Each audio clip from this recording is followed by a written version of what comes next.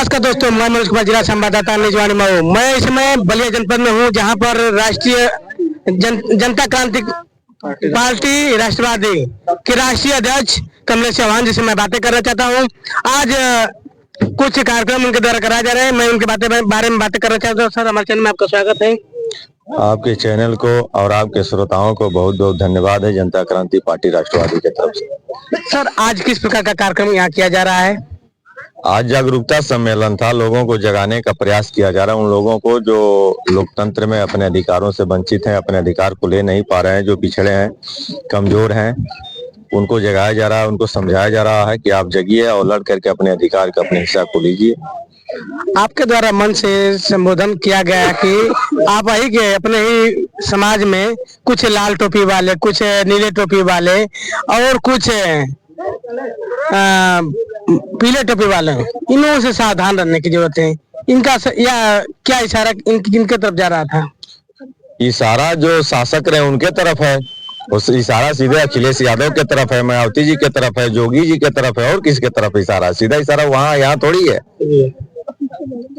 तो यहाँ पर भाजपा की तरफ बात कर रहे हैं तो यहाँ दारा सिंह चौहान कारागार मंत्री हैं और रामविलास चौहान, फागू चौहान जो मंत्री थे, उनके बेटे इस समय मधुबन से विधायक हैं। तो आप क्या कहना चाहेंगे उन लोगों से? वो लोग भी तो कर रहे हैं कि हम अपने समाज के लिए लड़ते हैं। अरे वो सतह की मलाई खा रहे हैं, मलाई खाते रहे, यही कहना चाहेंगे। और क्या कहें उन लोगों को, मलाई खाते रहे।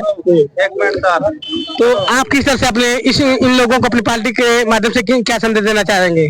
देखिए, उन लोगों को भी यह संदेश जनता क्रांति पार्टी राष्ट्रवादी का किनारा है कि जब तक जोड़ेंगे नहीं तब तक छोड़ेंगे नहीं। उन लोगों को भी जोड़ा जाएगा, सारे लोगों को जोड़ा जाएगा, किसी को छोड़ा नहीं जाएगा। तो हमारे पास मौजूद है इलाहाबाद हाईकोर्ट से वकील है। सर, हमारे चैनल में आपका स्वागत है। सर, आपका भी स्वागत है। सर, देखा जाए तो आज चौहान समाज की जागरूकता अभियान रैली की गई, तो किस तरह से चौहानों को जगाने का काम किया जाएगा? देखिए, ये कार्यक्रम जनता क्रांति पार्टी का था और इस कार्यक्रम के तहत चौहान समाज की मीटिंग रखी गई थी और इसमें खुलेआम एक ही बात की जा रही है कि जो समाज पिछड़ा है, वंचित है, शोषित है, अभी विकास नहीं कर पाया, उसका एजुकेशन में डेवलपमेंट नहीं है, उसकी सुरक्षा प्रॉपर नहीं हो रही है और उसका रोजगार प्रॉपर नहीं हो रहा है, और सबसे इम्पोर्टेंट कि इस देश के सदन में उसकी संख्या नगण्य है। तो प्रतिनिधि होना बहुत ही जरूरी है।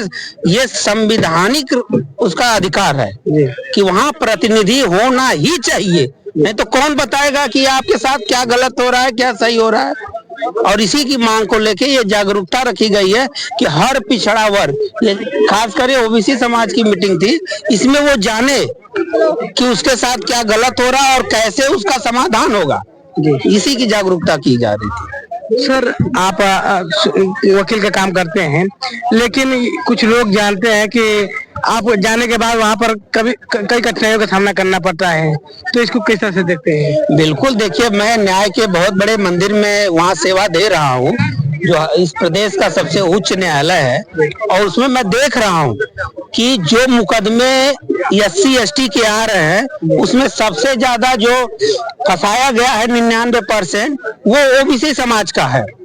चाहे वो राजभर हो, चाहे वो चौहान हो, चाहे प्रजापति हो, चाहे निषाद हो, चाहे बिंद हो, चाहे पटेल हो, इन ओबीसी की जातियों को ही ज्यादा करके टारगेट करके उनका शोषण किया जा रहा है। इससे क्या हो रहा है कि उनका नौकरी में बाधा आ रही है, उनके जीवन में बाधा आ रही है, उनका परिवार बिखर जा रहा है।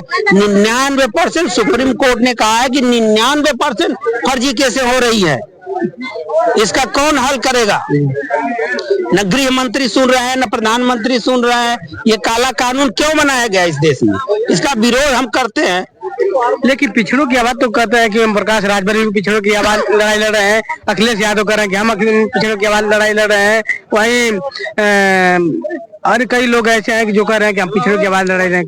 तो अगर लड़ाई लड़ रहे हैं, सदन में जाके बोलती बंद क्यों हो जा रही है इनकी? वहां गए तो बोल ही नहीं पा रहे हैं। कभी सपा में जा रहे हैं, कभी बसपा में जा रहे हैं, कभी भाजपा में जा रहे हैं, ऐसे थोड़ी चलेगा। आप राजनीतिक पार्टी बनाए हैं तो लोकतांत्रिक और संवैधानिक जो मांगे हैं उसको रखिए सदन में। नारी खलंजा पड़ोहा के लिए थोड़ी सदन में भेजा जाता है, उसके लिए तो ग्राम प्रधान बीडीसी लोग ही हैं। सदन में अपनी मांग उठाइए, संवैधानिक मांग। तो इस माध्यम से क्या संदेश देना चाहेंगे अपने? अगर इन हमारे क्रांतिकारी नेताओं को मौका मिलेगा तो सदन में जाके वो अपनी जो संवैधानिक मांग है, जिससे शोषण हो रहा है, उस पे बात कहेंगे। और संविधान को अलग से नए से अमेंडमेंट होगा, संविधान में नया कानून बनेगा, SC ST में अमेंडमेंट कराएंगे। ठीक है। तो आप देख सकते हैं हमारी मौजूदगी इसमें जनता क्रांति पार्टी राष्ट्रवादी की जागरूकता अभियान को लेकर रैली की गई थी मलप में। और मैं बता देना चाहता हूं कि हाई कोर्ट से इलाहाबाद से वकील है सर, बता रहे थे कि हम जानते हैं मजबूरियां होती हैं और हमारे समाज को दबाया जाता है। तो बता रहे हैं कि हमारी पार्टी अगर आगे बढ़ेगी तो हम अपनी जात के लिए लड़ाई लड़ेंगे। ये खबर है बलिया जनपद के मलप की। तो इनकी बातों से कितना सहमत है? अन्य खबरों के लिए मऊ 24 न्यूज और मनोज कुमार पत्रकार फेसबुक पर पा सकते हैं। सारी खबरों के लिए धन्यवाद।